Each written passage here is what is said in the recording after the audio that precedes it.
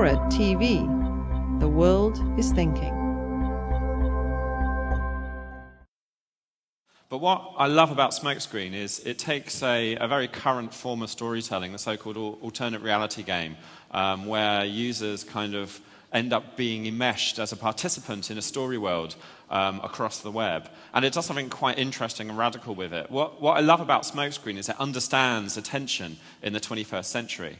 A friend of mine called Matt Webb wrote a blog post last year saying that 2008 is the year of peak attention. So just as we talk about peak oil, the time at which we obtain the maximum amount of oil in a year and after which it will be a dwindling resource, he spoke about last year as being the year in which attention kind of reached its peak. And he said that people will have two kind of tactics for that. They will get much better at filtering, and they will save up attention for what he called long-haul flights. So, you will kind of spend small amounts of attention on stuff you don't really care about, but then you will save up attention to binge. So we all see this now with people doing box set DVD binges, where they kind of get a box set on and over a weekend will play through the whole of The Wire, or people will play a video game through to its end in a kind of 4 or 5 hour marathon.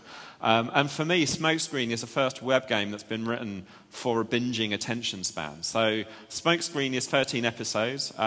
It's based on a group of teens who all use this fictional social network called White Smoke. And the game actually has an educational basis to it in that in playing the 13 episodes, you understand how the information that you put online, the information about you and your friends, how that isn't private, and how if you get lots of different bits of information, you can actually learn a lot about somebody and maybe use that in a really bad way. So it has a kind of online media literacy approach to it. But what really interests me is the 13 episodes can be played completely independently. You don't have to progress through them to play them. You can play them in any order. You can play them in what time you want. The game remembers where you are and lets you start new missions or replay them. So you can binge and play the game in any kind of style or any kind of format you want. And I think that's a real challenge for storytelling. How we do not interactive storytelling in a way that the game always comes back and asks you, what do you think is going to happen next? The kind of classic, does the hero go down to the basement or not form of interactive storytelling. But storytelling that's interactive for your attention, that actually understands